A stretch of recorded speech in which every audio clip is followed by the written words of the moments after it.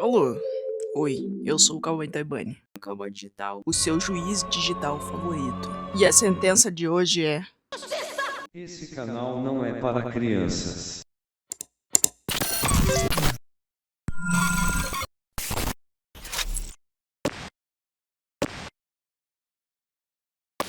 Atenção para os avisos de gatilho na tela, atenção, olha aí, atenção, atenção. E pra falar desse filme hoje, eu trouxe uma amiga que já fala de umas coisas parecidas no canal dela. Pode entrar, Becky Bear.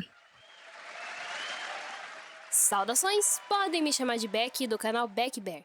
E hoje vamos falar sobre paixão proibida, churrascamento alheio, preconceito, Deus, tudo numa linda skin que pode passar despercebido por muita gente. Então, em 1996, um ano antes do meu glorioso nascimento, a abertura dos Portões do Inferno digital, a Disney acabou se passando um pouco e criou um filme de animação, que com certeza chegaria em muitas crianças por causa desse fator, baseado num clássico gótico francês de 1800, que trata de temas extremamente complexos, como um projeto de erradicação do povo romani, o escárnio e o nojo das pessoas por alguém com deficiência física, a alienação religiosa e o poder da Igreja Católica versus liberdade.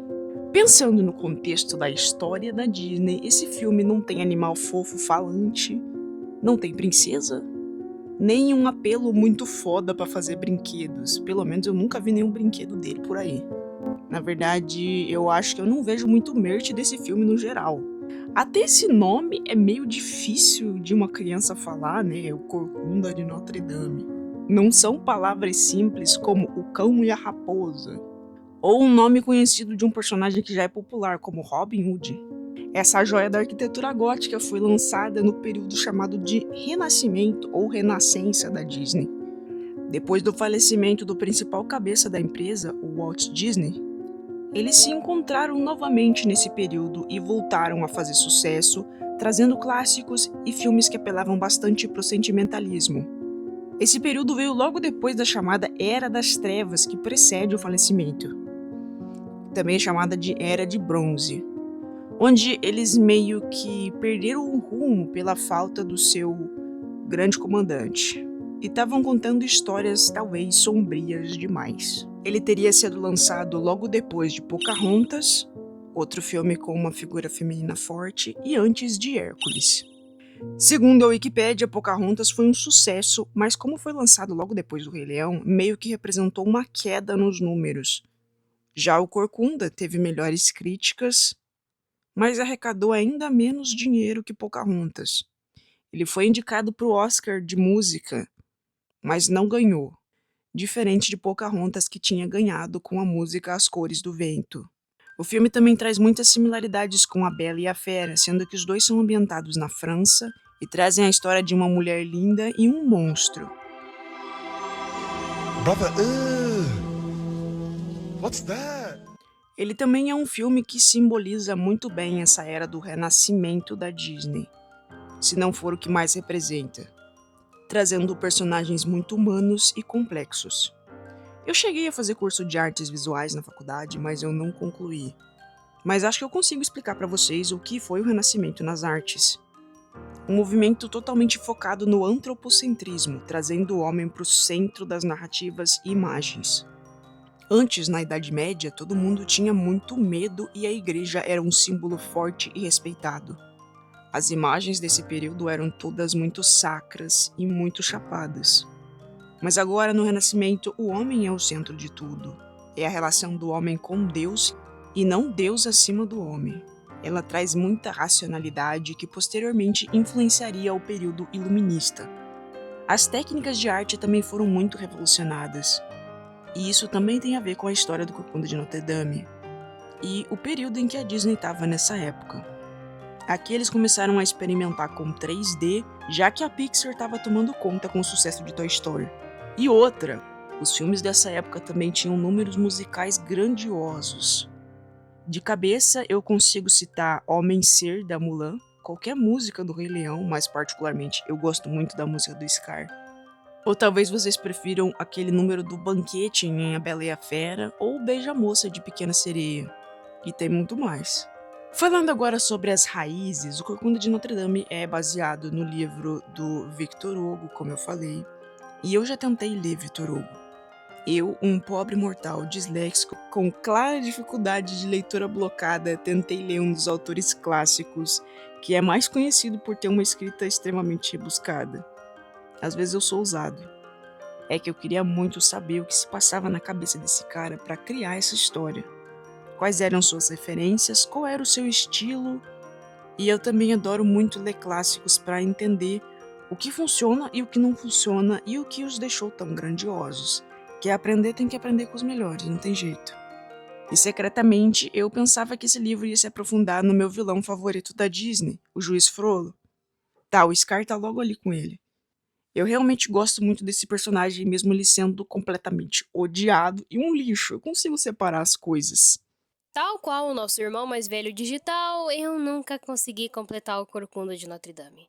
Eu sou uma pessoa simples, a única coisa que eu lia na infância era gibi da Turma da Mônica e fanfic do Wattpad. Entretanto, eu sou obcecada pela obra de mesmo autor, Os Miseráveis, que tem como foco principal os mesmos dilemas de bem versus mal.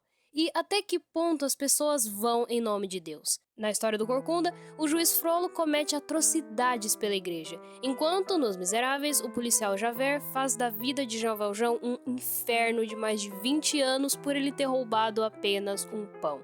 Tudo, novamente, em nome de Deus. Afinal, Deus é justo e não tolera rebeldia, não é mesmo? Isso, somado às crises econômicas e sociais que Paris sofria na época da escrita dos livros, nos gerou histórias de muita reflexão e que, infelizmente, são identificáveis até hoje. Ai, eu amo Javert, assim como eu amo Frollo. Talvez eu tenha um tipo específico. Só que o livro do Victor Hugo, na verdade, é focado num personagem muito mais importante, que historicamente existiu de verdade. E o livro já começa focando nessa criatura, ou construção, a própria Catedral de Notre Dame. Como ele ama essa catedral, velho. Ele tem um foco absurdo nela já de início. E isso já me deixou baqueado na leitura, porque eu não tinha muito interesse em ler sobre a construção. E eu dropei o livro porque não consegui esperar chegar na parte boa. Na minha interpretação, a história do Corcunda de Notre Dame é principalmente sobre dualidade, bem e mal, homem e monstro, fraco e poderoso, sedutor e seduzido. Quem tem tudo e quem não tem nada, valores muito relativos à renascença da Disney e da arte. Mas tá muita enrolação, vamos logo pro começo do filme. Assim como no livro, o filme começa com a figura de Notre Dame sobre as nuvens e depois descendo para as ruas, onde vemos casas amontoadas como uma maquete. Muito legal esse uso de planos chapados, que também nos mostra o tamanho de Paris, o palco da nossa história, que mesmo amplo, se parece com um amontoado de predinhos perante a grande e imponente Notre Dame. Manhã em Paris, a cidade acorda aos sons dos sinos de Notre Dame. Tem uma passagem muito próxima no livro que fala sobre como há trocentos milhões de anos os parisienses da região convivem com os sinos. Um lembrete constante de que Notre Dame está lá vigiando pelos cidadãos. Ou os cidadãos, né? Eu já tive uma experiência de ter som de sinos perto da minha casa e é realmente algo meio diferente. Uma coisa cotidiana que muitas vezes passa batido, mas em um certo dia você para reparar e é mágico. Imagine então se fosse uma igreja gigantesca, uma catedral histórica, um ícone da arquitetura gótica, a Nossa Dama. E quem é o contador da história? Clopin, que é meio que um marionetista de rua. Na história esse personagem é bem secundário, o que o faz estar distante o bastante para poder ser um narrador não muito envolvido nas coisas. Ele tá no livro também, como o Rei dos Ciganos. Até o nome do bode tá no livro, eu jurei que esse nome era inventado pela Disney. Enfim, aqui no filme o Clopin é apenas uma figura divertida que tem um ar de bobo da corte e já começa nos guiando para dentro da jornada na calada da noite parisiense. Ah vamos tirar o elefante branco da sala primeiro. No vídeo onde eu sugeri falar sobre esse tema inicialmente, é um vídeo sobre uma fansérie de My Little Pony, eu cheguei a comentar sobre como a palavra cigano é controversa. Nos Estados Unidos, o seu equivalente em inglês, uma palavra com G, é vista como uma slur, uma palavra paia que deve ser evitada. Mas no Brasil não há consenso sobre se a palavra cigano tem o mesmo peso, ou se traz o mesmo estigma.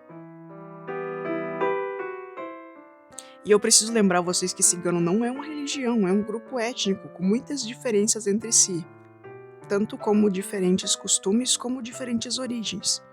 Muitas pessoas sabem que a palavra com G é errada lá fora e evitam usar o termo cigano, preferindo Roma ou Romani.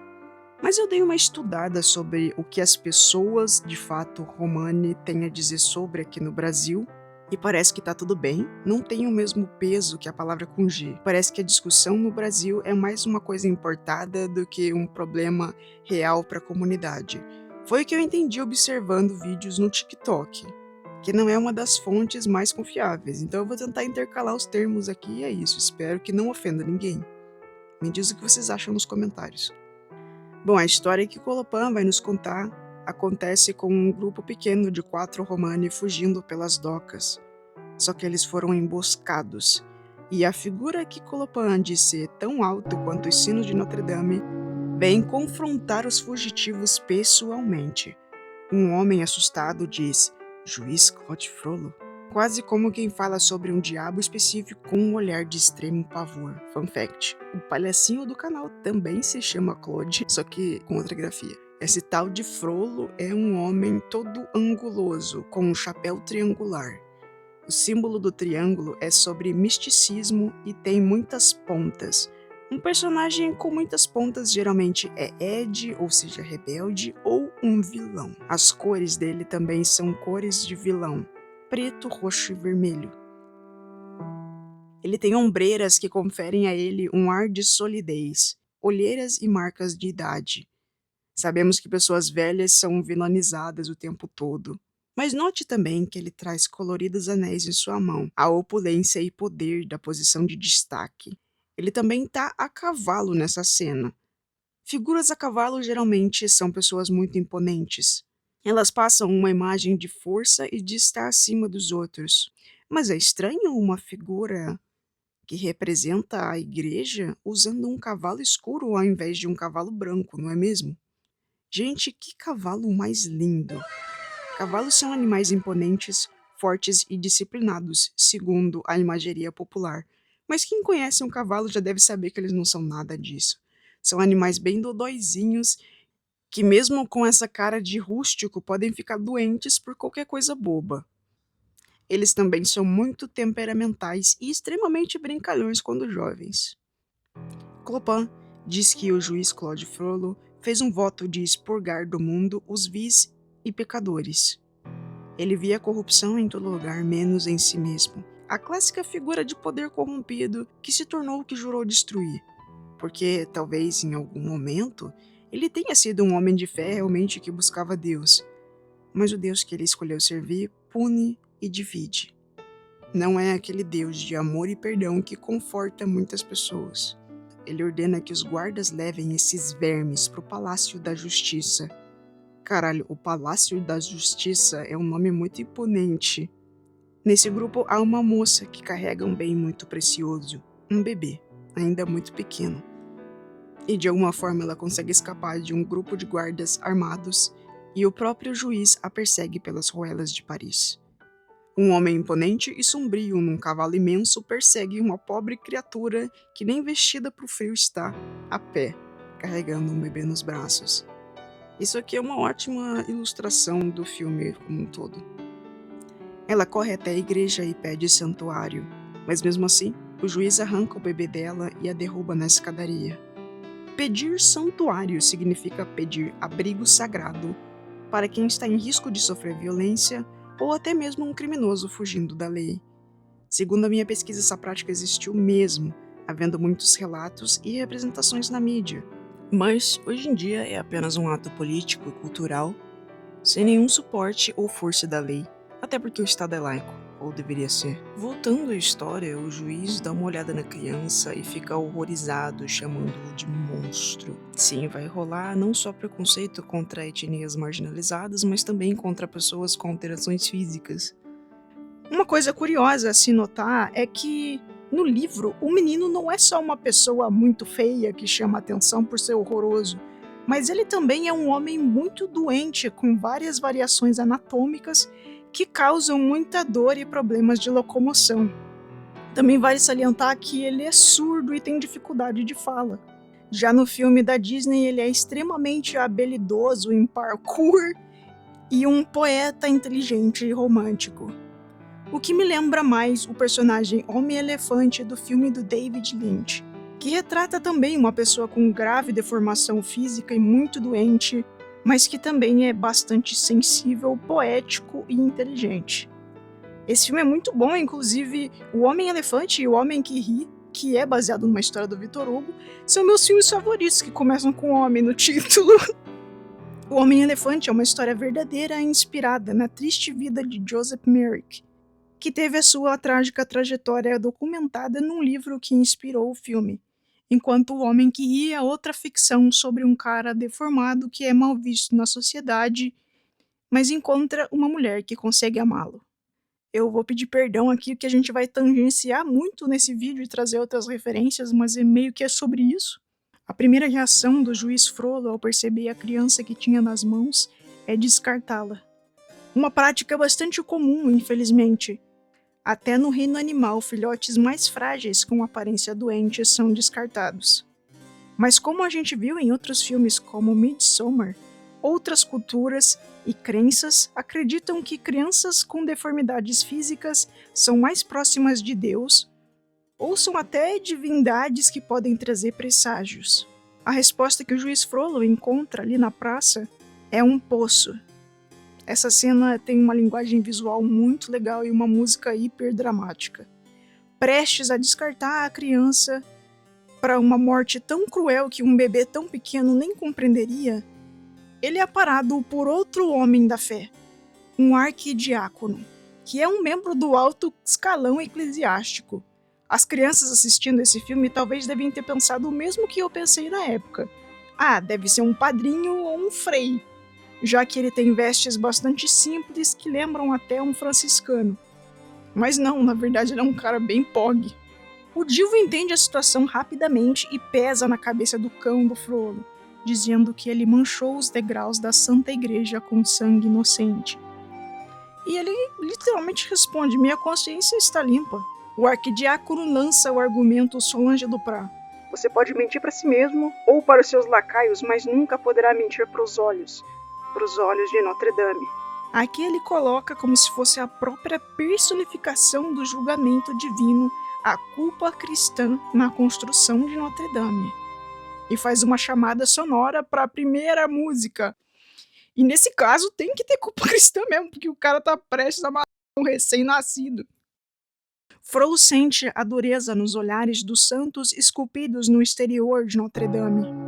Eu assisti um dos filmes do Corcunda, que eu vou comentar lá no final, mas eu achei muito interessante que o rei no filme, ele fala que a própria catedral é um símbolo da força e da superioridade cristã. Quando vocês forem assistir, prestem bastante atenção nessa cena para vocês verem o quanto é colossal e imponente a catedral. Os olhares dos santos brilhantes e a deformação da câmera fazem essa cena ser totalmente aterrorizante. Clopan diz pra gente que, pela primeira vez, Juiz Frollo teve medo pela sua alma imortal. Ele não estava com medo do julgamento do arquidiácono, nem o que os cidadãos de Paris poderiam pensar ao saber dessa fofoca, ou da moralidade sombria de assassinar uma criança que ele acabou de deixar órfã. Não, ele teve medo da sua alma ser condenada ao inferno. O que parece até um pensamento raso e bobo perante essas outras questões. Essa cena toda está ocorrendo enquanto o arquidiácono carrega a mãe desviva do menino no colo. O juiz, então, que é um cabra que prescreve sentenças e não pede opiniões, pergunta ao divo o que devo fazer. O arquidiácono o aconselha a criar a criança como se fosse seu. E o Frollo bota uma condição: tá bom, mas ele vai viver aqui na igreja. E ele demonstra que tinha segundas intenções pro Quasimodo, falando que talvez um dia esse pedaço de merda seja útil para mim. O que contradiz bastante um tema discutido nas religiões em geral. Fazer o bem sem olhar aqui, sem esperar algo de volta. Aqui acontece um belíssimo time skip, onde vemos o garoto nomeado de Quasimodo, que significa o quase formado, vai envelhecendo seguindo os passos do seu mestre dentro das paredes de pedra de Notre Dame. A única coisa que eu tenho a adicionar aqui é que eu tava reassistindo esse filme com a minha mãe e ela tava vendo pela primeira vez e do nada ela vira e pergunta: por que ele é torto assim? Os pais dele são irmãos? E eu olhei tipo... Enfim, a minha mãe no seu dia menos cancelável. Eu acho muito fofo e bonitinho ele pulando atrás do Frollo, enquanto a música tá estourando num crescendo absurdo. E aqui a gente começa então a ver a vida adulta do Quasimodo com 20 anos. E os caras já começam jogando baixíssimo. A esse ponto, o que a gente sabe sobre o Quasimodo? Que ele é um tadinho. E daí, a próxima cena, ele aparece falando com um bebê passarinho. A Disney claramente quer muito que a gente goste desse protagonista, simpatize com ele e entenda a mensagem de que esse homem feio por fora, na verdade, é muito doce e atencioso. Uma mensagem bem rasa e bem fácil de entender. A ditadura da beleza não tem voz nesse filme, que tem como a sua clara moral, a beleza não é tudo que importa, um valor bastante positivo para as crianças. O Quasimodo conversa com o neném passarinho, dizendo: pô, hoje seria um ótimo dia para voar, porque tá acontecendo o Festival dos Tolos. Essa é a parte do livro que começou a me deixar mais interessado, mas eu devo confessar que achei difícil de entender. Segundo a Wikipédia, existiu sim a Festa dos Tolos, que geralmente ocorria no primeiro dia de janeiro. E pesquisando sobre isso, eu descobri que os registros são bastante escassos, por falta de documentos ou porque a própria igreja decidiu apagar esse passado radicalmente, principalmente porque esses festivais se aproximavam muito das tradições pagãs como a Saturnália. Nesse tipo de festa, o povo elegia um falso figurão como um falso papa, um falso bispo ou um falso rei. E essa pessoa eleita geralmente era a mais zoada do rolê e ganhava um prestígio social instantâneo naquele dia. O termo tolo aqui parecia querer dizer ignorante ou humilde, tosco, e não tolo do tipo bobo, como um bobo da corte.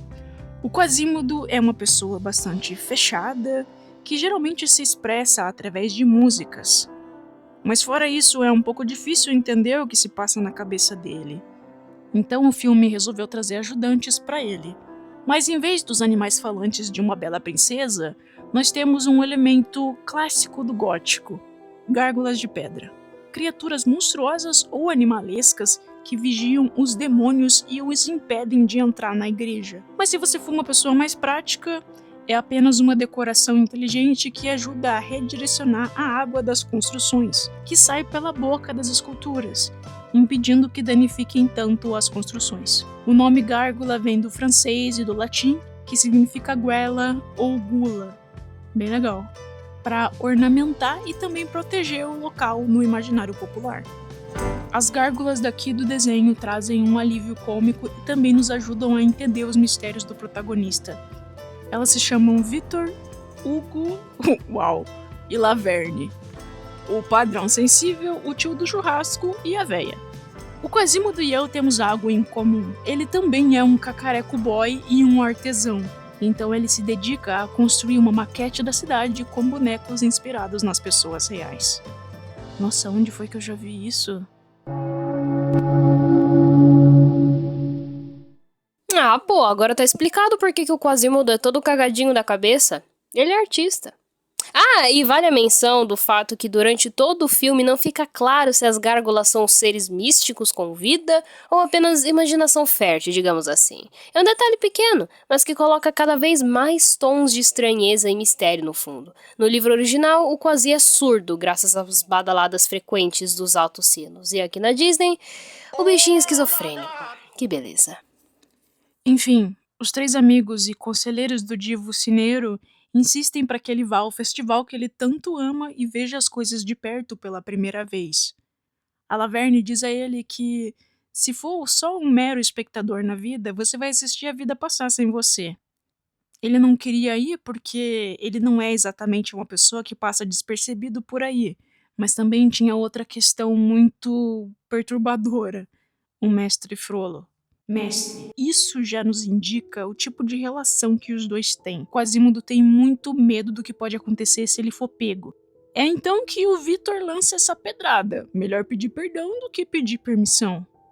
Que os gringos diriam better safe than sorry. Quando o nosso menino decide ir, ele diz que vai se lavar e vai descer as escadas e o próprio diabo aparece, como se realmente tivesse algum poder de prever uma infração. Olha só esse shot, parece que a sombra e a diferença de tamanhos e a intensidade das expressões deixam muito claro a relação de protagonista e antagonista. Essa cena dita absurdamente o tom do relacionamento deles. O nosso menino sofre de daddy issues.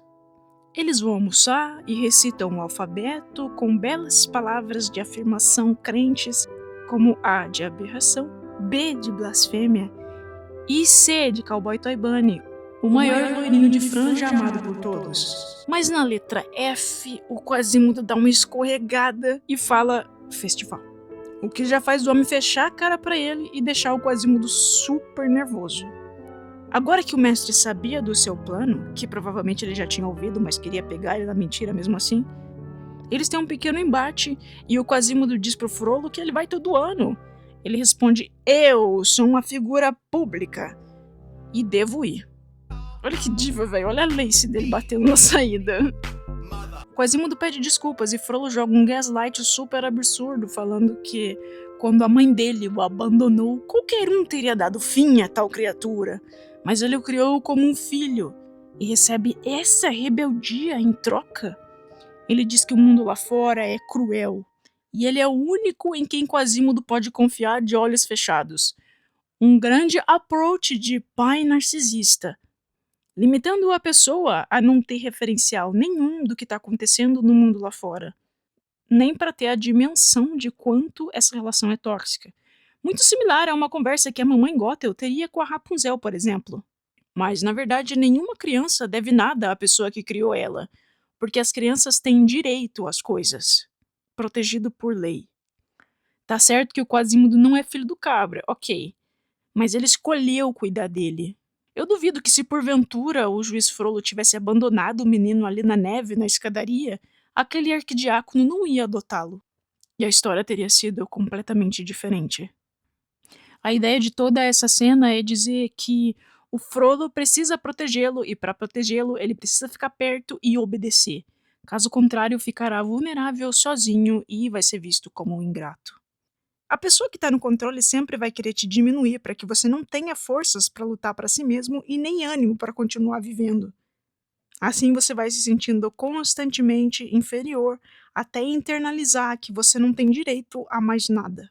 É deveras interessante a comparação do menino Quasi com a Rapunzel, ambos adotados por figuras maléficas com segundas intenções, fadados a viver um sonho de liberdade. Porém, eu digo com facilidade que a situação do Corcunda é bem pior. Primeiro, que por mais falso que a Gothel fosse, ela pelo menos fazia o mínimo de questão em dizer o quanto ela amava a Rapunzel, enquanto Frollo só enfatizava o seu grande desgosto pelo protagonista. Outra coisa é que enquanto Rapunzel tinha curiosidade com o mundo exterior, ela logo se retraía com o pensamento que o mundo era perigoso. Afinal, ela não tinha como provar o contrário, ela nunca havia visto outras pessoas.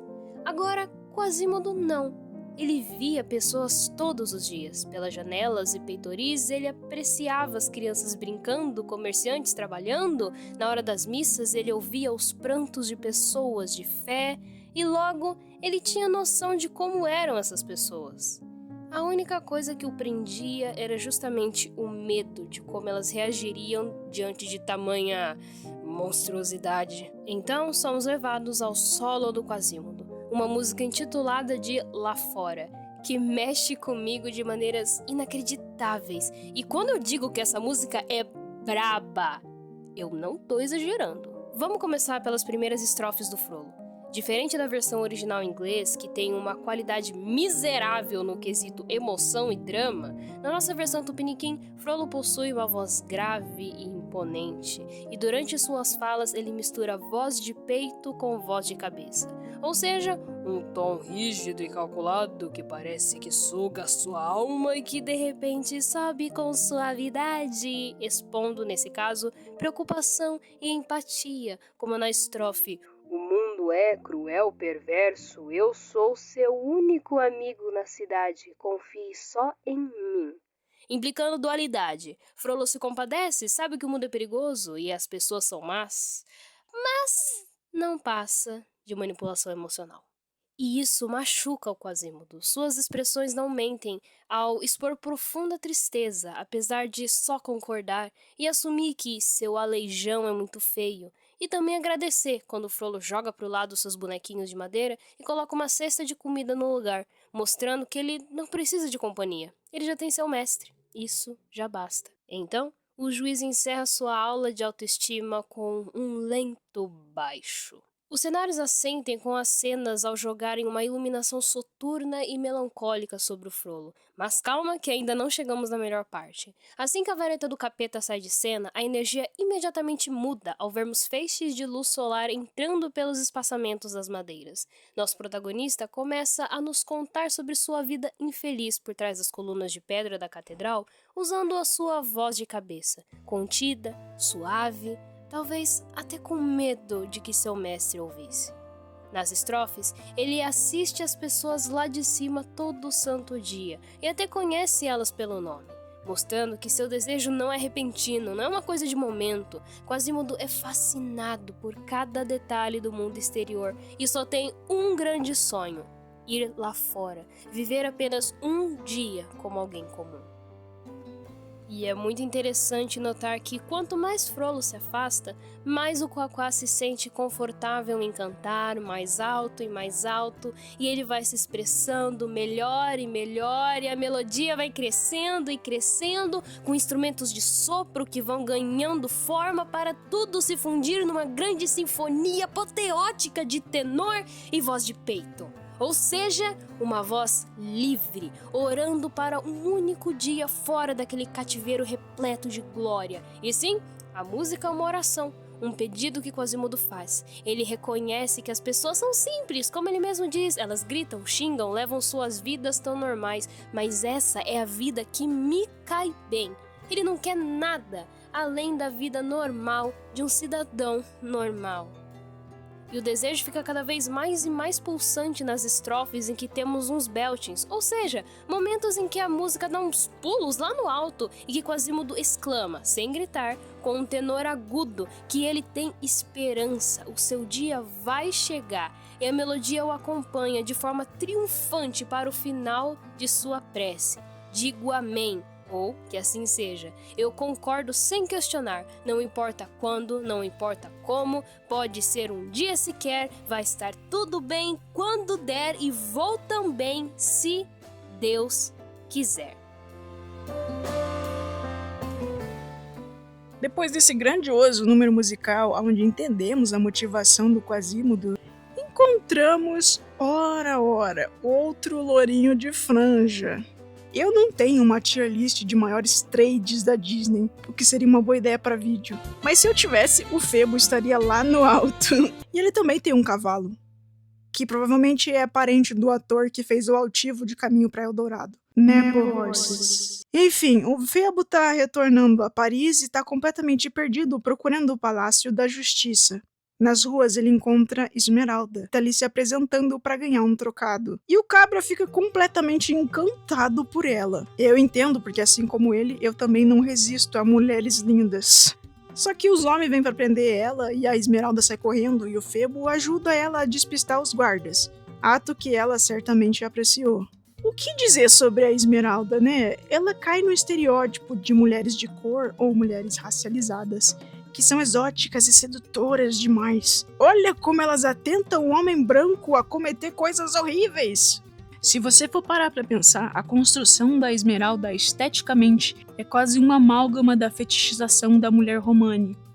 Pelo menos ela não sofreu whitewashing nesse filme. Por outro lado, a Esmeralda também traz uma representação para meninas racializadas na Disney, que é escassa até hoje.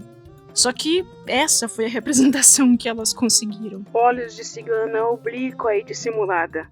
Eu não sabia o que era oblíqua, mas dissimulada eu sabia. Agora uma curiosidade. A dança que ela faz nem é uma dança cigana. É uma dança italiana chamada tarantella.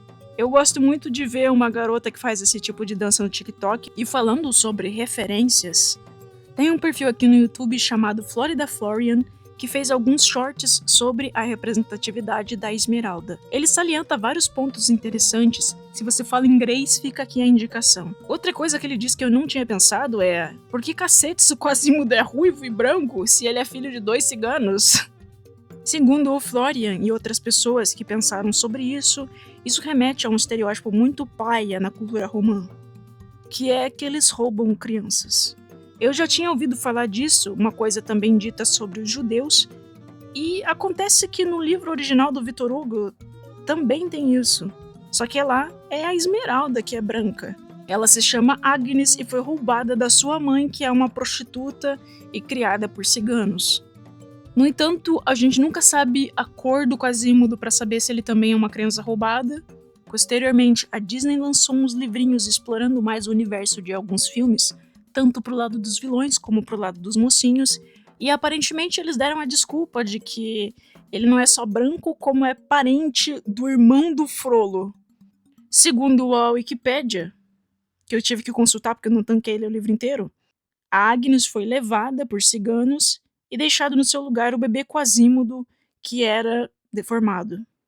A mãe da Agnes ficou horrorizada e levou a criança para uma igreja para ser exorcizada e deixou o bichinho lá. No livro do Victor Hugo, o Quasimodo é descrito da seguinte forma: uma cabeça formidável, eriçada de uma cabeleira ruiva, entre os ombros uma bossa enorme, que, com o movimento, fazia vultos por diante, um sistema de coxas e pernas tão singularmente afastadas que apenas se podia aproximar pelos joelhos, e que, vistas de frente, pareciam 2 lâminas recurvadas de foice, unidas pelo cabo. Pés largos e mãos monstruosos. Essa descrição aparece na cena em que o Quasimodo é visto no Festival dos Tolos. Eu tinha mencionado o Febo, mas eu não falei, né, que a principal diferença é ele, o personagem é completamente diferente. No livro, o Capitão Febo é um mulherengo, bom vivant e um capitão por acaso. Bem diferente do homem bondoso e justo que vemos aqui. E mesmo o Febo do livro já tendo uma noiva, ele se encontra com a Esmeralda e a tem como amante, causando até um bafafá lá, uma competição entre mulheres. Voltando pro Febo, depois de ele encontrar a Esmeralda pela primeira vez e se apaixonar perdidamente, ele chega ao Palácio da Justiça escoltado por guardas e vai ter uma conversa com o juiz Frollo no teto da Notre Dame. Só que antes disso ele chega no meio de uma sessão de chicotadas. Eu não lembrava disso. Claro que a gente não vê nada gráfico, mas o juiz comenta para que o torturador espere um pouco entre uma chicotada e outra, para que a dor da primeira não distraia da dor da segunda. Me sigam para mais dicas de BDSM. Quando ele vê o Febo, ele fala: "Ah, o galante Capitão Febo." Escolha estranha de palavras. Sinto o cheiro de Old Man Yaoi. Mas no livro faz muito sentido. Segundo Frollo, o capitão chegou na hora mais sombria de Paris, porque ela está infestada de ciganos, que vivem fora da ordem normal das coisas e devem ser parados imediatamente porque inflamam os mais baixos instintos das pessoas. O Febo dá uma lacrada monstruosa nele falando: "Você me chamou da guerra pra isso?" Que guerra é essa, velho? Nunca parei pra pensar.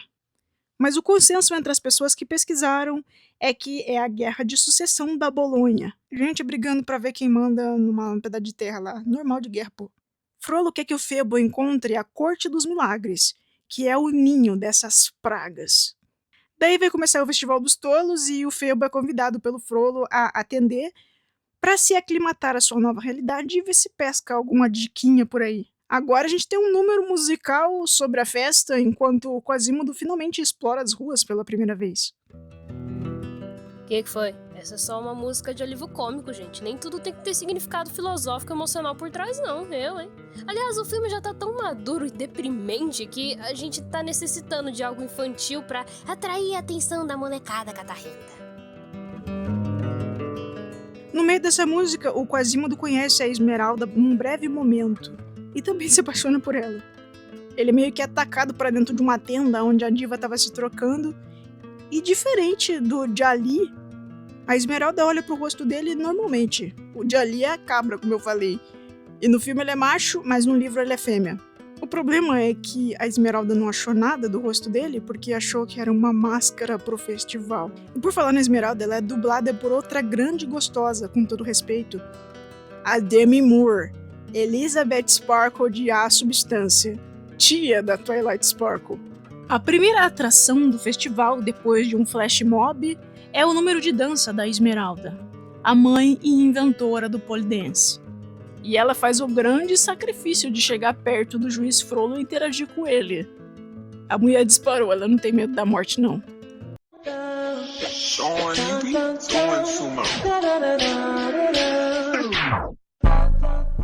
Então acontece o concurso para descobrir o rosto mais feio de Paris. Aparentemente não precisava ser feio de verdade, fazer careta também conta. Manda esse vídeo pro seu amigo que ganharia o concurso. O rosto do Quasimodo deixa as pessoas passadas e desesperadas. Ele é rapidamente reconhecido como o Sineiro de Notre Dame. Frollo também fica besta, porque ele realmente não esperava que o cara fosse desobedecer ele. Ganhando, o Quasimodo tem o seu debut, né, o seu momento Miss, ele até chora. Mano, quando eu assistia, eu amava esse filme, eu vi muitas vezes, mas essa hora sempre me dava um sentimento horrível. E agora, revendo o filme, eu sinto um retrogosto desse sentimento, uma vontade de sair correndo. O povo jogando flor, gritando o nome dele. Até que um dos guardas, o mesmo do comando maluco que perseguiu a Esmeralda, atira um tomate no divo. Eu amo como o tomate parece sangue nessa cena. O Quasimodo vira chacota quase que instantaneamente, mostrando que o amor do povo pode virar escárnio de repente. Ele cai, o povo amarra ele, ele tenta fugir. E notem a drástica mudança de iluminação e a música em crescendo, as pessoas rindo de fundo como animais. É uma cena aterrorizante que o transforma no monstro, mediante a chacota do povo parisiense. Enquanto isso, a Esmeralda estava se trocando e não viu o circo pegando fogo. Mas ela chega no ápice do rolê, quando o Quasimodo finalmente pede ajuda. Ele pediu ajuda pro Frollo, né? Mas o Frollo virou a cara com sua criancinha de 5 anos. O Febo, que estava ali do lado, pede permissão para parar essa crueldade. Mas na maior tranquilidade do mundo, Claude Frollo diz, já você vai. Que agora ele tá aprendendo uma lição ali. Mas diferente do Febo, a Esmeralda não pediu permissão pra porra nenhuma. Ela sobe no palco e geral cala a boca completamente. Ela é muito respeitada pela comunidade. As luzes da cena mudam de novo, escutamos uma música meio angelical. Ela é a salvadora. Essa cena também tem no filme, só que na verdade lá no filme ele apenas pediu água. Ele nem cogitou pedir ajuda. Em quantos filmes a gente vê uma mulher linda salvando um protagonista macho? Geralmente quando a mocinha protagonista salva um homem, raramente eles estão de igual para igual. Na maioria dos casos, é um lance meio A Bela e a Fera, aonde só uma mulher superior e muito pura conseguiria ver beleza numa criatura horrenda, trazendo quase um tom maternal, sabe? Assunto que também é abordado no Frankenstein do Guillermo del Toro, que muita gente odiou, mas eu asmei totalmente, estou obcecado pela criatura. Eu meio que odeio esse tropo de que apenas uma mulher poderia amar uma criatura horrenda. E os gays? E os gays? A Esmeralda ser um símbolo de sedução, mas também ser uma heroína muito forte e pura, traz para ela muitas camadas. Camadas que uma mocinha boba e sonhadora de conto de fadas jamais teria. Porque essa história também é incrivelmente complexa. Se eu puder dar os meus 2 centavos de prosa sobre esse assunto, Conta. eu recomendo o vídeo da Jane Mello, que fala exatamente sobre isso, mulheres na ficção. Onde, até poucos anos atrás, principalmente na indústria asiática, personagens mulheres que se encaixavam no arquétipo de feminilidade, bonitas, vaidosas, delicadas, eram usadas apenas para serem parceiras românticas ou figuras maternas, enquanto personagens que ajudavam ativamente nas lutas e na ação eram, entre aspas, masculinas e machonas. Logo, ver a Esmeralda se encaixar nos padrões de mulher gostosa e ainda assim ser uma guerreira corajosa vai muito à frente do seu tempo. É deveras revolucionário. Então ela solta o Divo com uma adaga que ela trazia ali na cinta liga, muito alfa. E aqui nós temos um plot point perfeitamente explicativo que traz muito dos ideais renascentistas de novo. A Esmeralda diz que o juiz Frollo trata Quasimodo como trata o seu povo. Mal sabe ela que eles não são tão diferentes assim, né? Ela diz que ele fala de justiça, mas negligencia aqueles que mais precisam. Ele grita silêncio e ela responde justiça! Essa é a motivação da Esmeralda. Mesmo ela não estando superior na sociedade, por causa de quem ela é, mesmo assim ela faria qualquer coisa para ajudar quem precisasse. Ela é movida pela justiça, enquanto Frollo é movido a silenciar os outros com seu poder. O povo de Faris fica impactado com essa luta, vendo uma garota sozinha enfrentar o juiz Claude Frollo. E veja como eles são totalmente diferentes e antagônicos. Ele é um cara, ela é uma mulher. Ele é velho, ela é jovem. Ele é o cão e ela é linda. Ele é da igreja e ela é pagã. Ele é branco e ela é uma cigana. Frollo manda prender a Esmeralda. Saída teatral estratégica impactante. Completamente cantíssimo. Frollo se encolhe todo e diz: feitiçaria. O pessoal que passou pela Era de Ouro do Nine Gag deve ter visto esse estático milhões de vezes. Eu asmava. Esmeralda é perseguida pelos guardas, mas ela humilha o comando maluco com a ajuda do povo. E, cara, esse povo tá servidíssimo de babados e fofocas. Com certeza esse foi o melhor festival de todos. Frollo é humilhado e seus guardas não conseguem prender uma simples garota. Novamente, mudança drástica de cena. E agora que ele não tinha mais a Esmeralda para culpar e jogar sua ira, Frollo direciona tudo isso pro Quasimodo. Ele delega a tarefa de prender Esmeralda pro Febo. Eita, bem a tarefa que o paizão queria, se deu bem pra caralho. E aqui tem uma cena estilo Caminhada da Vergonha, aonde o Quasimodo tem que voltar pra casa com o Frollo. Ele não tá chorando, mas chove, e as pessoas se afastam dele com medo e repulsa. Essa cena é bem parecida com o filme de 63 que eu vou falar mais tarde.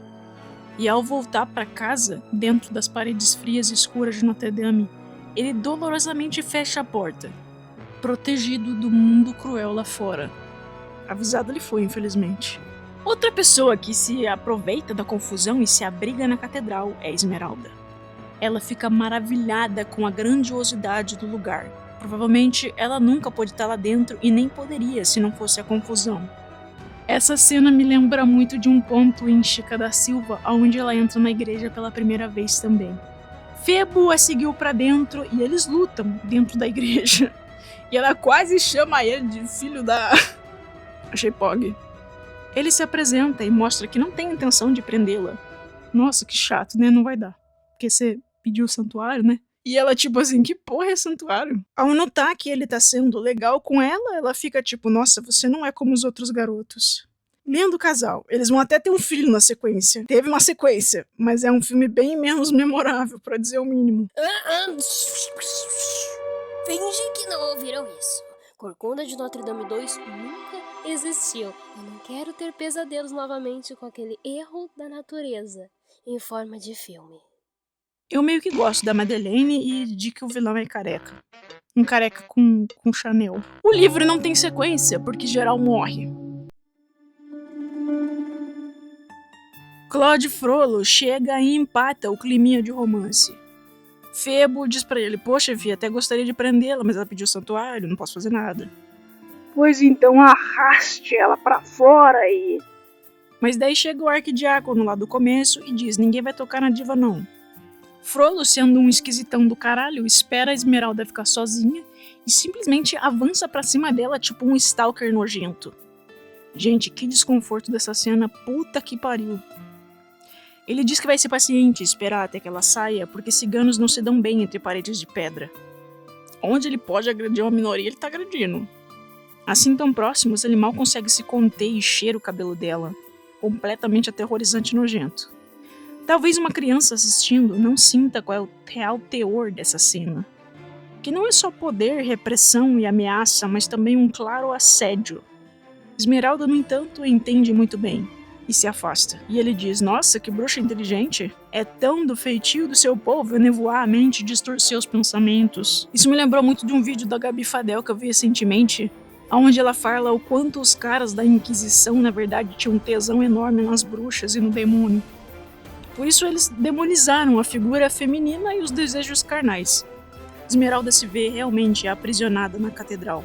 Se ela botar um pé pra fora, ela vai estar nas garras do Frollo, que representa aqui não só o medo da morte, mas também da sua integridade física. Lógico, num filme da Disney, eles não iriam muito além, né? Eu acho que essa fungada no cabelo já foi meio foda. Mas é impossível não pensar nisso vendo a situação em que ela está. E realmente, no livro, eles implicam que o Frollo tentou algumas vezes invadir o quarto dela quando ela fica sob os cuidados do Quasimodo, mas que o Cineiro o impediu. O arquidiácono aconselha a Esmeralda que seria melhor ela não mexer com o Frollo e deixar a poeira baixar. E ainda diz algo muito pesado para nós, neurodivergentes com forte senso de justiça. Você não pode acertar os erros de todo mundo sozinho, mas talvez alguém aqui possa. O cara tá tentando converter ela? A Esmeralda decide conversar ali, ou na verdade rezar para uma santa, que provavelmente representa Maria, Mãe de Deus. Tá, é estranho uma cigana rezando para uma santa católica, mas provavelmente é o que um filme católico faria. Levando em conta o contexto histórico, essa cena é muito estranha, mas segundo a Associação de Etnias Ciganas que eu encontrei pelo Instagram, a maioria dos ciganos brasileiros são sim católicos. E geralmente eles escolhem a religião que é mais forte no local onde eles estiverem morando. Então não tem tipo uma religião originalmente cigana ou que é de maioria. É uma cena linda mesmo com esse fato. É impossível não ficar comovido. A Esmeralda reza por misericórdia pelo seu povo. Ela encontra conforto na fé e é para isso que a fé existe. Os proscritos sempre foram uma questão para a igreja. E é irônico, é uma grande dualidade nessa canção. Eu diria até que é meio barroco. E é bom notar que nessa cena a Esmeralda canta meio que paralelamente às pessoas rezando. Ela não participa, nem fica no meio deles. Essa cena tem muitas camadas. A Bíblia cita diversos tipos de orações. Só a título de exemplo, temos os louvores nos evangelhos de Jesus Cristo, agradecimentos nos salmos de Davi, pedidos de Ana em 1 Samuel, intercessões nas cartas de Paulo e súplicas de diversos profetas suplicando para que não estava aguentando mais. Com isso, vamos só abrir um espacinho aqui para analisar a oração de Esmeralda. Sim, é pai ao fato de ser uma cigana que está se alinhando ao padrão religioso do povo que a persegue? Sim, mas se você reparar bem, vai ver que a visão dela sobre Maria é diferente da perspectiva popular. Uma virgem puritana, mãe do Filho de Deus. Mas para Esmeralda, não. Nas palavras da própria, já ouvi falar seu nome. Você vai me atender. Eu sei que sou proscrita, não tenho berço algum. Mas a senhora tão bendita, já não foi alguém comum? Em seguida, ouvimos o povo em volta, pedindo por luz e bênçãos, enquanto a moça diz com suas próprias palavras: não peço por mim, Deus me valeu, pois há tantos, por fim, piores que eu. Intercessão, ou seja, fazer você um pedido para outras pessoas, e não apenas pedir bênçãos para si mesmo. O pensamento dela é tão contrário à maioria que vemos literalmente ela indo pelo caminho oposto nessa cena aqui. Mais uma vez, a narrativa coloca em dúvida quem é o verdadeiro cristão que segue à risca o mandamento de amar o próximo. Não que seja um pensamento necessariamente bíblico, mas para a igreja, o uso de velas representa a fé e intenção. Logo, a lenta caminhada da Esmeralda por sequências de velas acesas representa sua esperança. Talvez não esperança em Deus, mas esperança de um futuro melhor, coisa que ela não só acredita, mas prega, como vimos anteriormente quando desafiou Frollo. E, claro, não podemos deixar de fora essa visão maravilhosa desse vitral. Cara, o que me destrói nessa cena é uma das últimas frases da música em inglês, onde ela fala: achei que todos fôssemos filhos de Deus. A gente sabe o filme da Princesa Cisne. Eu sempre achei que essa doida aqui de vermelho era a mãe do príncipe Beric desse filme. Mas não é, porque esse filme não é nem da Disney. Quem é essa menina de vermelho?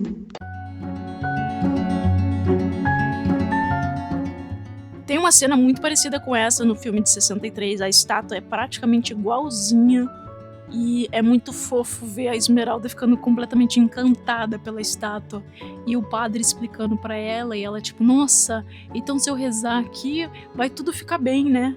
Nossa, muito fofo a inocência da Esmeralda desse filme. O Quasimodo segue ela, mas é pego pelo povo que tá ali na igreja, que manda eles se afastar. Daí é ela quem vai atrás dele. Oh, peraí, se o Djali é macho no desenho, o que é isso aqui? Mesmo com ele nervoso demais pra conversar, a Esmeralda vai se aproximando com paciência e vê a sua maquete. Ela diz que ele é muito talentoso. Imagina, você que nunca viu ninguém na tua vida e a primeira garota com que você realmente tem uma conversa é simplesmente a mais cunty de Paris. Ele apresenta os sinos pra ela e a Esmeralda vai encantando ele cada vez mais, simplesmente por demonstrar interesse nele e não achá-lo repulsivo ou nojento. Esmeralda diz que poderia ficar ali com ele pra sempre, pela vista, mas não pode. Ali ela não tem liberdade. E como Frollo pontuou, o povo dela gosta de ser livre. Quasimodo diz a ela que ela não é como as outras garotas. Os ciganos são malvados. Ela fica passada, né? Como um homem tão cruel pode ter criado um homem tão sensível e amável? Quasimodo não entende. Ele não acha seu mestre cruel. Afinal, ele aceitou cuidar de um monstro. Esmeralda percebe a situação de gaslight que ele está vivendo e diz que, assim como ele não é um monstro, os ciganos não são malvados. Talvez Frollo esteja errado sobre os dois. É meio estranho vê-la sendo tão carinhosa com ele, tocando a sua mão e as suas costas, enquanto a Esmeralda do livro sente uma repulsa do caralho. E a do filme de 73, ela é tipo... tá, obrigado, tá bom, viu? Obrigado por me salvar, viu? Tá bom, beleza. Forte abraço. Ele aceita ajudá-la a escapar, já que ela o ajudou tentando resgatá-lo da praça. Muito fofo ela cobrindo o olhinho do bode com lenço. Isso é realmente um procedimento veterinário. A gente cobre os olhos dos animais para acalmá-los em vários procedimentos e funciona a maioria das vezes. Eles conseguem escapar da catedral no maior estilo parkour, que também é francês, e a Esmeralda diz a mesma coisa que Quasimodo disse a ela. Por que ela não foge com ele e vai para a Corte dos Milagres?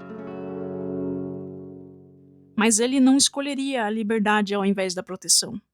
Bem diferente dela. Ela diz que então virá visitá-lo. Mostrando que confia completamente nele, Esmeralda entrega um objeto a Quasimodo que Frollo mataria para ter se pudesse. A localização da Corte dos Milagres, escondida em um pingente. E ela ainda solta uma charada ali no maior estilo RPG. Febo aparece perguntando pro Quasimodo se ele viu a Esmeralda. E ele vai pra cima do Divo com uma tocha acesa, virando novamente a imageria de monstro. Briga de machos. Febo diz que só quer que ela saiba que ele não quis prendê-la ali dentro. Foi a única coisa que ele podia fazer para ajudar naquele momento. Quasimodo entende que talvez ele seja digno de confiança.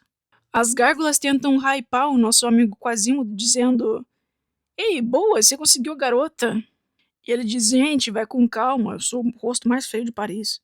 Deixando claro pra gente da audiência, que pode ser uma criança, uma pessoa que não tá prestando tanta atenção e tá no celular, que ele sabe que a Esmeralda não tá interessada nele desse jeito. Ele fala que sentiu a luz celestial no quarto aquele dia, comparando a presença da Esmeralda como um anjo que chegou na sua vida.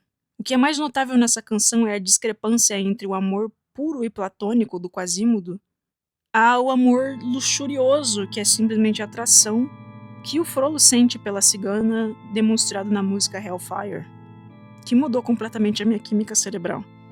E essa música vem logo após a música da Luz Celestial, deixando a discrepância ainda mais clara.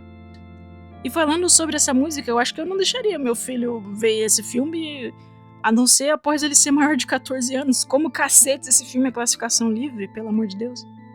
Fica aqui a minha indicação de um cover dessa música, Hellfire, pela Ana Panso. A Ana Calcinhas só lança pedrada, véi. E daí tem vários edits dessa música no TikTok e a galera fica: "Nossa, mas jamais teria o gendermente do Frollo, porque tem que ser um homem, porque é a igreja, não sei o quê." Cara, deixa o povo sonhar, véi. Genderbait não tem que ter regra, não. Gente, vocês sabem que o gênero da pessoa que canta a música não tem nada a ver com o gênero do eu lírico da música, né? Isso é básico. E assim como a Esmeralda pediu ajuda a Maria quando chegou à catedral pela primeira vez, o Frollo também pede. Confesso a Deus Todo-Poderoso, bem-aventurada Maria, sempre virgem, bem-aventurado o arcanjo Miguel, os santos dos apóstolos e todos os santos. Se até agora tivemos músicas representando pedidos e intercessões, Fogo do Inferno nada mais é que uma súplica. Frollo questiona Maria. Por que ela permitiu que ele tivesse aquela visão infernal da dançarina? Por que logo ele, um homem tão justo e bom, foi capaz de despertar desejos tão promíscuos? Um pedido de ajuda, pois o medo de ceder ao desejo o leva ao medo de sofrer uma morte angustiante, literalmente infernal. E isso o controla. É notável quando ele pega o lenço da Esmeralda, acaricia no rosto e em seguida o enrola nas mãos como se fossem algemas. Também neste rápido frame, onde as sombras dos homens encapuzados formam um caixão em volta do juiz. E também no seu tom de voz, novamente voltando aqui à voz de cabeça, amedrontada, tímida, que em certo ponto se torna tão aguda que é até difícil para uma mulher cantar. Isso aqui foi só um desabafo, eu não tenho provas disso. Eu amo a expressão de terror que ele faz em um certo momento da música, como se estivesse assustado com seus próprios desejos. E como ele começa enorme e imponente nessa canção, mas vai ficando cada vez menorzinho. É muito irônico a visão que Frollo tem das divindades, seres sábios, justos e literalmente a personificação do amor, que não são capazes de ter empatia por um humano dedicado à religião, que apenas teve o desprazer de despertar desejos, novamente, puramente humanos. Claro, eu não tô aqui defendendo esse pedaço de Satanás, longe disso, o cabo é tão mau de caráter que chega ao ponto de tentar se eximir da culpa, ao culpar Deus por ter criado os humanos com alma fraca ao ponto de não conseguir vencer as tentações. Olha a audácia dessa vadia! Mas só fazendo advogado do diabo aqui, se o juiz prega medo, é porque ele mesmo se sente amedrontado pela figura de Deus. Alguém teve que ensinar isso pra ele, né? Inclusive, até na estrofe "Porque eu a vi dançar", ele dá uma ênfase aguda quando se refere a si mesmo, como que dizendo "por que logo eu?", como se ele fosse especial e algo o impedisse de ter desejos carnais. Isso é uma pauta levantada na segunda temporada de Hazbin Hotel, por sinal, recomendo se o assunto te interessar. No fim, Frollo suplica para que Maria o salve e pede para que ela destrua o perigo que o rodeia. O cara tem medo de mulher, mano. Isso mostra que Frollo é um dos melhores, se não o melhor vilão da Disney. Não porque ele tem poderes mágicos ou um grande plano de vingança e controle mundial, mas ele tem poder social, poder sob o medo dos outros e muita fé de que o que ele faz é admirável aos olhos do Todo-Poderoso. Uma coisa não podemos negar, o cara tem uma fé inabalável. Uma pena que é muito mal guiada. Mas então, se até agora não estava claro que o problema do juiz Frollo é ter um tesão incontrolável na Mona, agora tá cristalino. Isso é nojento em tantos níveis.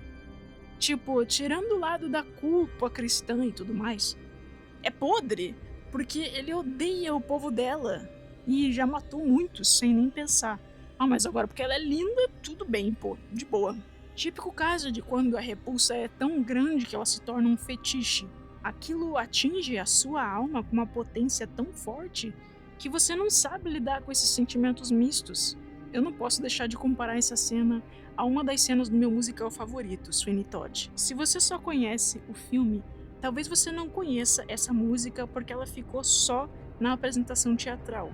A música se chama Meia Culpa e é cantada pelo juiz Turpin, que assim como Frollo tem uma paixão nojenta não correspondida. Só que no caso dele é pela sua protegida, Joanna, filha da mulher que ele amava, usou e jogou fora e roubou a filha dela. Ele queria muito poder conquistar a Joanna, mas ele é muito bruto e velho para ela, que é uma jovem mocinha delicada e inocente. Ele se chicoteia na música enquanto fala sobre como se sente, usando a mesma expressão que é cantada pelos juízes em vermelho na música do Frollo. Meia culpa, meia máxima culpa.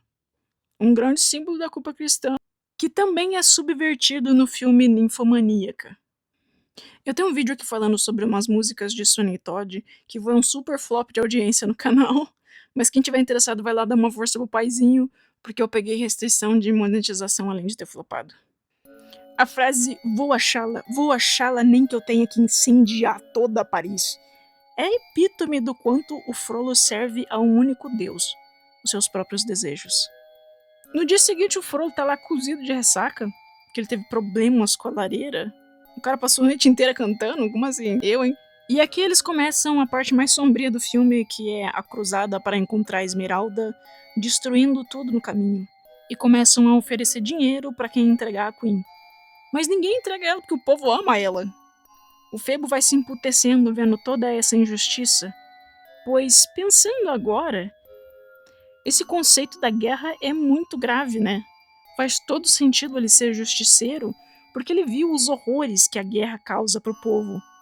E agora esse doido aí tá causando tanto sofrimento por causa de uma picuinha besta dessa? É impossível não se emputecer. Com todo respeito, senhor, não fui treinado para matar inocentes, Diz o Capitão Febo quando o Frollo ordena que ele ateie fogo a um moinho com uma família dentro. E é aqui que o Febo escolhe entre o silêncio ou a justiça. O Frollo mesmo assim bota fogo no moinho ele mesmo, e o Febo entra para resgatar a família. Porque após salvar a família, ele foi sentenciado à morte. O capitão da guarda ia simplesmente ser morto ali num campo velho sujo, sem julgamento nenhum. Ele foge no cavalo do Frollo e eu amo que o Frollo diz pro povo: pega ele, mas não machuque meu cavalo. Genocídio sim, maus tratos animais, não. Ele cai no rio e a Esmeralda o resgata. Gente, olha essa cena depois. O cabo realmente não joga palavras ao vento. Além disso mostrar que ele é completamente louco, também mostra a grande pressão para a Esmeralda se entregar. Ou o povo pode se emputecer com ela e acabar entregando ela primeiro. É só aí, então, que o Frollo atina que talvez o Quasimodo tenha ajudado a diva a escapar. Eita, como ele é sagaz. Mas o filme tá meio pesado, né? Vamos acalmar os ânimos, com as gárgulas cantando pro Quasimodo. Ei, pô, talvez você tenha uma chance com a garota. Não é não, Beck Bear? Que é nessas horas que a gente lembra que a gente tá vendo um filme da Disney, né? Gente, a música não tem nada de memorável, na minha opinião, claro. É bem fora do tom, é frenética, engraçadinha, justamente pra criançada, que é quem deveria estar assistindo, dar uma acordada. Mas eu gosto de uns detalhezinhos até um pouco mórbidos, como a iluminação quente, vermelha, pendendo pro roxo, porque tá pegando fogo lá embaixo na praça. Também o Quasimodo, que tem uma miniatura de forca pros bonecos de madeira. Que horror. Também tem essa belíssima frase: na hora de ulalá, você está por lá. O que era pra ser isso, meu Deus? Qual que é a hora de ulalá? O que é a hora de ulalá? na hora de ulalá, você está por lá. Eu gosto dos trocadilhos da música e quando eles falam que ele tem formato de croissant. Depois dessa música é super romântica, a Esmeralda realmente foi atrás dele. Vemos que todo o cenário se desfaz, novamente nos fazendo questionar se tudo aquilo era real ou era só uma imaginação do Quasi. Que, se for o primeiro caso, as gárgulas não passam de um bando de mau caráter. Mas se for a segunda opção, é muito mais interessante, na minha opinião, pois mostra que lá no fundo, Quasimodo realmente levou a sério as palavras da Esmeralda sobre ele não ser um monstro, ao ponto de ver em si algo especial, que vai muito além da aparência. É um resquício de autoestima. Mas lógico, ela trouxe o verdadeiro cara por quem ela é apaixonada, que é mais bonito, loiro e alto, e ela ainda chama o pobre de amigo. Ai. Esmeralda pede pro Quasimodo esconder o Febo e cuidar dele. E os caras flertam ali na cara dele, velho, que tristeza. Aqui a gente tem uma pequena reprise da música Luz Celestial. Eu não tava torcendo pra eles não, pra ser sincero. Alguém tava. Eu amo o Febo. O Quasimodo tá até prestes a chorar quando o Djali avisa que o Frollo chegou. E ele tem que engolir o processamento do primeiro toco da vida dele. Ele não pede nada em troca pra Esmeralda, por cuidar do namorado dela, mostrando que a relação deles é o completo oposto à relação com o Frollo. Quasimodo tem que se virar pra esconder o Febo, que agora desmaiou, mas pra beijar ele tava super acordado. O cabra é safado mesmo, não tem como. Mas o Frollo rapidamente nota que o Quasimodo tá meio estranho, meio nervoso, quebrando coisas. Isso parece até agradar ele, sabe? Pegar o cabra no pulo.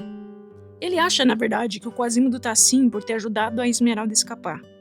Ele destrói tudo, manda a maquete de Vasco, simbolizando também como ele destruiu Paris. Quasimodo diz que ela foi gentil com ele, e o Frollo surta completamente. Gentil nada, ela é astuta, ardilosa, e claramente estava usando ele. Ciganos não podem amar, pense na sua mãe. Pesou o clima. Esse bagulho de ser incapaz de amar é uma ferramenta de desumanização. O Frollo joga um verde ali, dizendo que já sabe aonde a Esmeralda está, e os guardas dele vão atacar ao amanhecer a Corte dos Milagres com 1000 homens. Tu nem deve ter 1000 homens aí, ou tá mentindo pra caralho. 7 saias de Filó. Febo fica irritado, ele diz que eles precisam ir até a Corte dos Milagres para avisar sobre o ataque. Mas o Quasimodo tá com muito medo de sair de novo e não quer desobedecer o seu mestre. Mas o Febo lembra ele que Esmeralda enfrentou o juiz para salvá-lo. Juntos, os dois decifram o mapa da Esmeralda e a cidade fica sinistríssima de noite, velho. Eles vão até um cemitério e encontram uma tumba com uma cruz, igualzinha a do mapa, que esconde uma escadaria. Essa cruz me parece muito com a cruz de Malta, porque ela tem 8 pontas, mas eu posso estar enganado.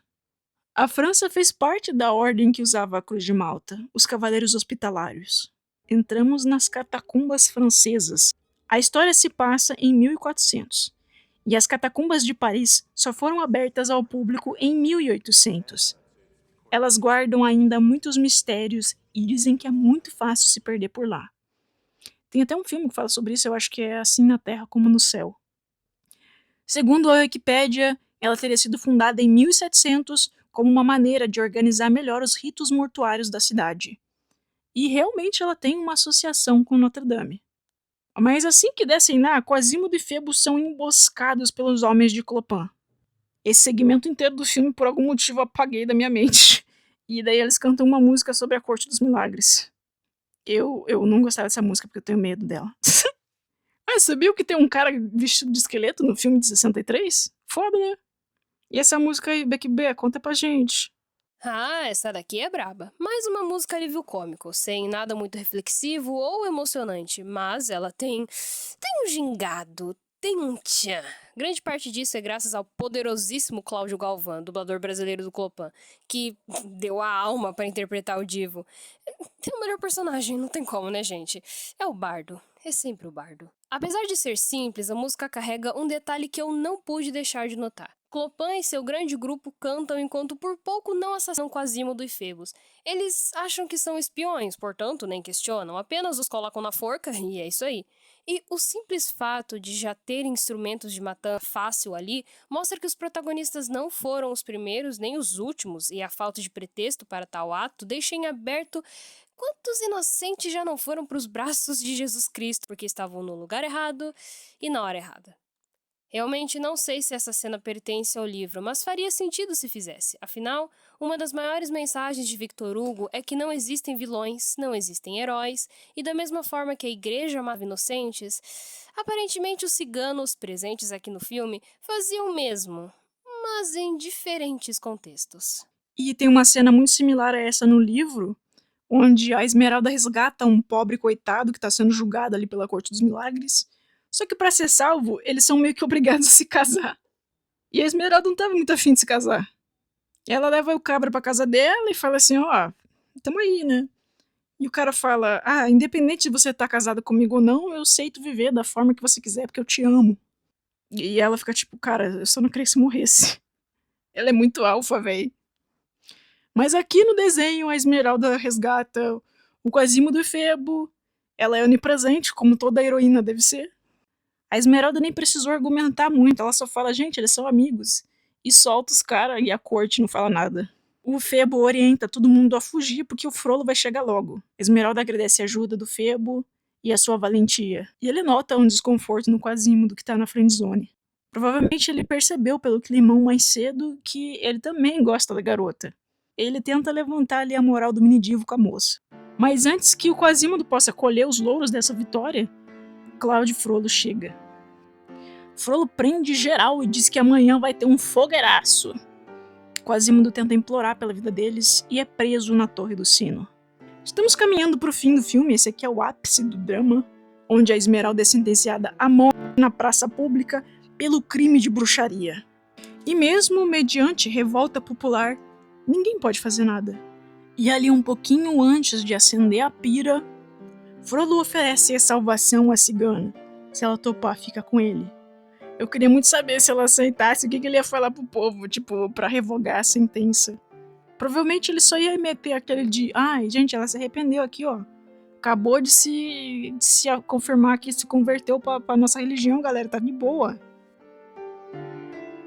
Enquanto isso, o Quasimodo tá acorrentado lá em cima. Ele meio que desistiu de tudo. Mas as gárgulas tentam convencê-lo a lutar de volta. Ele manda elas ficarem quietas. E antes de voltar pro silêncio no maior estilo Toy Story, elas dizem: Claro, até porque a gente é apenas feito de pedra. Mas achamos que você era feito de algo mais forte. é lacra tá de lacra, meu filho. Resolvendo mais uma vez lutar pelos seus amigos, Quasimodo se liberta das correntes, que novamente confere a ele uma imagem de monstro ali nessa cena. E quando ele se liberta, meio que abala as estruturas da Notre Dame e faz os sinos tocarem. É como se a catedral emprestasse um pouco da sua força pro sineiro.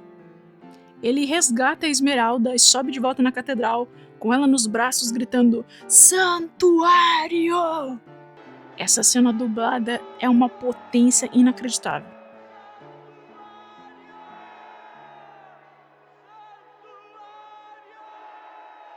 E ele subindo com ela é totalmente King Kong coded. Ela fica segura com ele lá dentro e é hora de defender a Catedral dos Guardas. Alguns fugiram assustados, mas outros ainda tentam derrubar a porta com um ariete. Febo se liberta e começa um levante popular. Ele diz que Frollo os perseguiu, saqueou a cidade e agora declarou guerra a Notre Dame. A história originalmente se chamava Notre Dame de Paris, não tinha nada de Quasimodo não. E como estamos em Paris, poder ao povo, a galera vai pra cima dos guardas. Completamente épico esse final. No sentido mais iluminista possível. Essa cena também me lembra muito o final da Bela e a Fera, quando o povo tá lutando ali contra a galera que veio junto com o Gaston. Por algum motivo misterioso, tinha um caldeirão aqui de, sei lá, metal derretido. E o Quasimodo usa isso para manter os soldados afastados através do sistema de gárgulas. Lembram que elas faziam um tipo de escoamento? Pois é, aqui ele foi gênio. Mesmo assim, sozinho, Frollo consegue entrar na catedral. Ataca o arquidiácono e chega bem na hora que Quasimodo foi ver Esmeralda. O Quasimodo não consegue acordá-la e fica chorando ali aos pés do seu leito. Frollo encontra os dois e é só quando Quasimodo vê seu pai realmente tentando matar que ele derrama toda a sua ira sobre o juiz. É muito triste o quanto ele fica chocado com isso e aterrorizado antes de finalmente atacar esse homem. Ele claramente não sabia a dimensão das maldades do Frollo, que eram muito frequentes. Esmeralda acorda e interrompe a briga dos dois, logo após Quasimodo dizer que não tem nada de obscuro e perverso no mundo, além de pessoas como Frollo. E com a espada que ele pegou dos soldados lá embaixo, o juiz persegue Esmeralda e Quasimodo. E quando está prestes a golpear a garota que está segurando o sineiro antes que ele caia lá embaixo, ele recita: E ele castigará os ímpios e lançará no poço de fogo. Mas a gárgula onde ele estava em pé cede e Claude Frollo cai para a morte. Como Gaston e como Scar. No fim, foi a própria Notre Dame que trouxe paz a Paris. Essa frase do Poço do Inferno seria uma referência bíblica a Mateus. O nosso sineiro do povo também cai da catedral, já que a Esmeralda não tem força para puxar ele sozinha, mas o Febo salva bem na hora. A amizade entre os dois é selada e o casal também se reúne recebendo a bênção do seu amigo. Febo e Esmeralda saem da catedral, que já não tem mais fogo, já não tem corpos, não tem nada. Tá um dia lindo, na verdade. Todo mundo tá feliz pelo triunfo do bem, ovacionando os nossos heróis. Esmeralda volta pra dentro um momento para ajudar Quasimodo a ter coragem de enfrentar o povo que lhe fez tanto mal, literalmente saindo das sombras de Notre Dame. E vê uma criança aleatória abraçar ele. Ok, criança, você representa toda a opinião popular. E Clopin incentiva o povo a comemorar com Quasimodo. Esse é o fim da história. Gente, depois eu fui ver, e essa criança aqui é uma das crianças que estava ouvindo a história do Clopin lá no começo. Então essa cena aqui é meio que para encerrar o ciclo e fazer como se fosse assim, o homem virou uma lenda, tá ligado? Eu simplesmente adoro que quando Quasi sai das sombras, uma trilha sonora surge lá no fundo, mas é quando a pirralhinha o abraça que a versão melódica de Lá Fora ganha força no pico de emoção e com sinos doces, mostrando que sim, meus amores, nosso querido realizou seu sonho. Ele finalmente pôde desfrutar de um dia lá fora. E para fechar com chave das pedras mais preciosas, Clopin reprisa a música do início. Quando questiona quem é o monstro, pega seu fantoche do juiz, que a essa altura deve estar carbonizando em algum lugar por aí. Quando, ao questionar quem é o homem, a câmera faz questão de mostrar Quasimodo sendo carregado pelo povo de Paris. Então, ao me referir a esse filme, principalmente ao final, eu faço as palavras de Clopin as minhas. Os sons, os sons, os sons, os sons. Os sons predominam, encantam, fascinam. São lindos seus gritos e tons. São os sons de Notre Dame.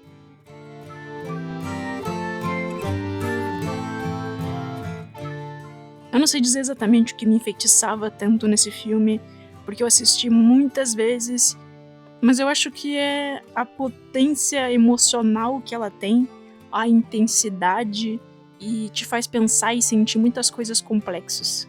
Com certeza essa história me desperta um hiperfoco inacreditável. Olha o tamanho desse vídeo! Eu escrevi, 14 páginas de roteiro em um dia. O que eu posso dizer? Esse filme mistura muitas das coisas que eu mais adoro. Romantismo, protagonista meigo, músicas inspiradoras de encher os olhos, referências cristãs, mulher gostosa. E ok, eu detesto discutir sobre religião. Até peço que sejam respeitosos nos comentários se quiserem falar algo a respeito. Mas quando uma obra pauta a Bíblia, eu imediatamente me sinto tentada a consumir. Pô, são poucas as coisas que eu entendo nessa vida. Deixa eu me gabar de pelo menos uma, por favor. Então eu concordo com o Cowboy. É uma obra pesada que eu não deixaria meu filho muito novinho assistir. É estranho o fato de eu ter assistido. Mas quando eu cresci, descobri que só ganhei ao analisar essa obra de forma minuciosa, cada pedacinho de história presente aqui. Sendo assim, um belíssimo e merecidíssimo 9.5 de 10. Cara, pra mim é 10 de 10. É literalmente meu filme favorito da Disney.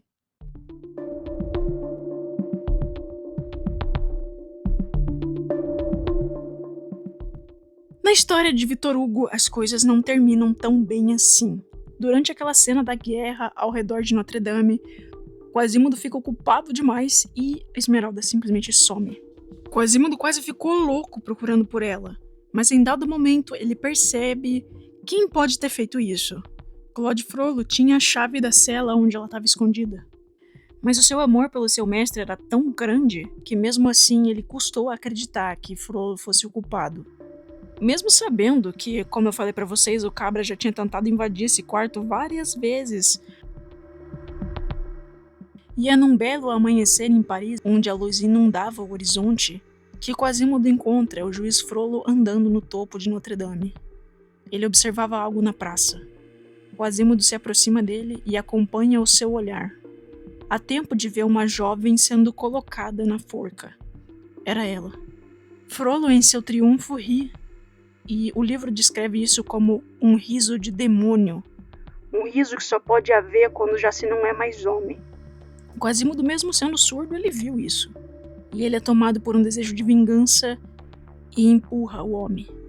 Frollo fica pendurado, sem conseguir subir nem descer. E mesmo assim o seu olhar se volta para a praça. Quasimodo também olhou e chorou. Frollo não aguenta muito tempo, e logo após um longo silêncio entre os dois homens, ele cai. Esmeralda teve seu fim na forca, enquanto o homem que tanto a perseguiu caiu várias e várias vezes, até ser desfigurado pelo impacto. Quasimodo olha para os dois sem vida e diz: Tudo que eu amei. Rumores acreditam que Quasimodo, que desapareceu, era um demônio, que tinha ceifado o feiticeiro que o controlava, Frollo. E por causa desses boatos, o juiz Claude Frollo não foi sepultado em terra sagrada. Isso foi meio gnarly. Quanto a Febo, ele também tem um fim trágico e se casa. Esse fragmento do texto é chamado de O Casamento de Febo. E o último capítulo, depois desse, se chama O Casamento de Quasimodo, que relata que 2 anos depois do fim de Esmeralda, uns caras foram buscar uma ossada numa sepultura X, e lá encontram algo estranho. 2 esqueletos e um deles abraçado ao outro. Um deles era de uma mulher que trazia um nó de forca no pescoço, e o outro era um esqueleto de coluna torta de um homem que tinha vindo ali para morrer. Quando tentaram separar os dois, o esqueleto do homem virou pó. E esse é o fim do livro.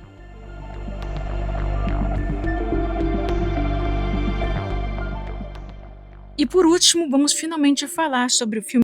Eu decidi assistir ele porque eu encontrei muito facilmente e os comentários diziam que com certeza ele inspirou muito o filme da Disney.